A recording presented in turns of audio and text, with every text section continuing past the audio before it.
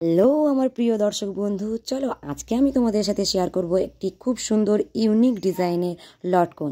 তো দেখো, প্রথমেই আমি নিয়েছি একটি পরত 5x5 কাপড়, তারপরে নেব আমি একটা 4x4 আর একটা নেব 3x3। তো এই মাপের কাপড় তোমরা নিয়ে নেবে। এরপর মাঝ বরাবর পর্যন্ত রোলিং করব। রোলিং করার পরে আমরা কি করছি, পার্ট পার্ট করে তোমরা যদি দেখো তাহলে কিন্তু বানিয়ে নিতে পারবে এত সুন্দর একটা ইউনিক লটকন। তো চলো, হাফ এরম রোলিং করে নিলাম। এরপর বাকি যে কাপড়টা রইলো এক সাইড থেকে আমি কুচি কুচি করে নিয়ে আসবো। তো দেখো, পার্ট টু পার্ট তোমরা দেখো তাহলেই কিন্তু বানিয়ে নিতে পারবে খুব সুন্দর ইউনিক লটকন।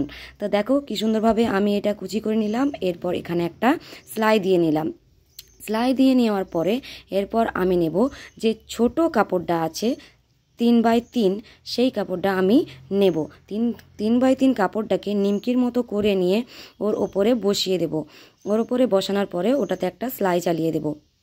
পার্ট পার্ট করে সেলাইগুলো চালিয়ে দিতে হবে, তাহলে লটকনটা খুব চাপদা হবে। তো দেখো, আমি এটা নিমকির মতোটা জিনিসটা সেলাই করে নিলাম। এরপর যে 4x4 কাপড়টা আছে সেটা আমি তোমাদের সুবিধার্থে দেখিয়ে দিলাম।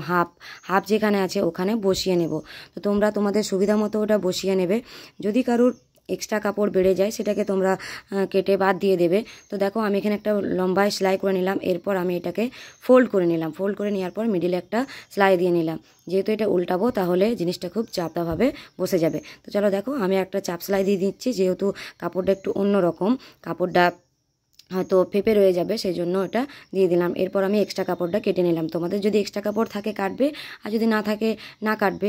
তো দেখো, এরপর আমি এটাকে ডুরির সাথে অ্যাটাচ করে নেব। ডুরির সাথে অ্যাটাচ করার পরে এটা উল্টে নিলেই চলে আসবে একটা খুব সুন্দর ইউনিক লটকন। তো চলো বন্ধুরা, আমার এই ভিডিওটা কেমন লাগলো তোমরা অবশ্যই জানাবে, আর আমার ভিডিওগুলো তোমাদের কেমন লাগে অবশ্যই জানাবে। আর একটি লাইক কমেন্ট শেয়ার করে দেবে।